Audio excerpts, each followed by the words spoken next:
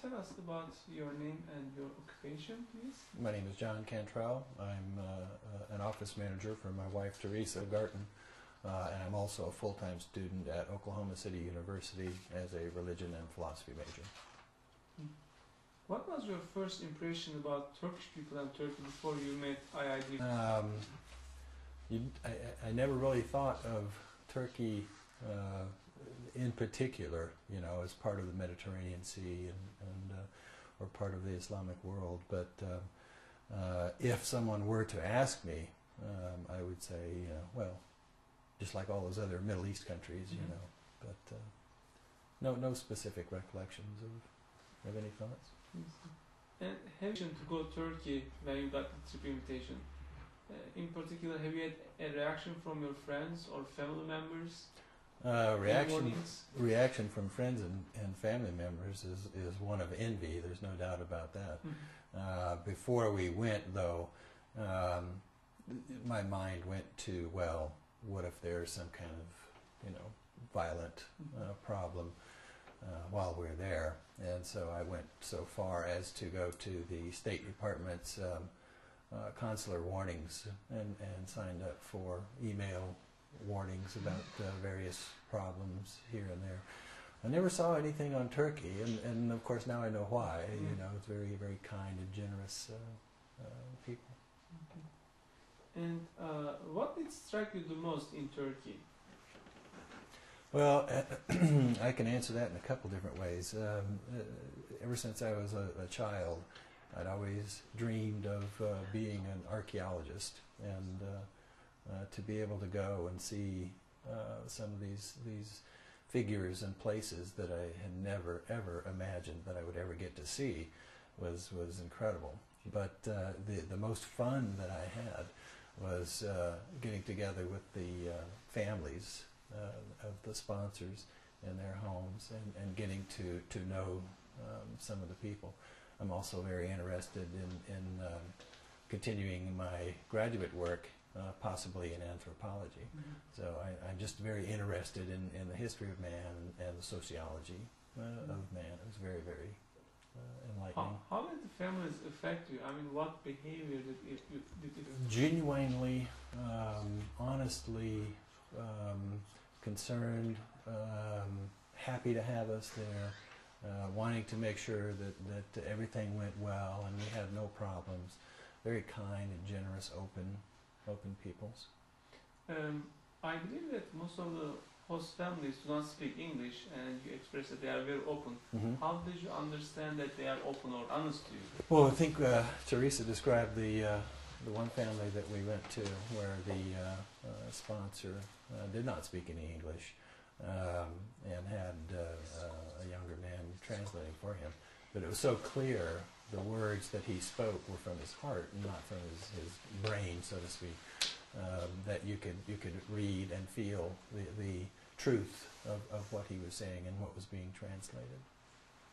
And what do you remember anything from it? Goodness, he spoke quite. We asked him what his favorite verse of the Quran was, and he said the first. And I can't remember. I have not studied the Quran enough to remember exactly what it was, but I remember that. And what do you think about Turkish history, culture, and religion after the trip? I think I have a much greater appreciation. Somebody made the comment that Turkey is very much like the United States, that it's a melting pot of various civilizations and communities, and you see that easily, you know, the influence of the Romans, the influence of the Greeks, Mongols, Arabs, everybody is there together. It's very, very, very nice. And feel when you learned that Turkey was cradle of many civilizations and religions, and people from different religions lived there for centuries? That was one of the things that I was very interested in observing before we went, is to see how these different civilizations get along. And I think the key is just understanding and compassion. You know, it's a wonderful, wonderful place to live, and you know, why make it a problem for anybody else? You know, just let everybody else worship or believe or you know, read what they would like to read, and it doesn't hurt me. In Balkans or some other parts of the world, we see that people actually, if there's a good land plan, you mentioned that Turkey has so many opportunities and everyone has a tolerance for other faiths.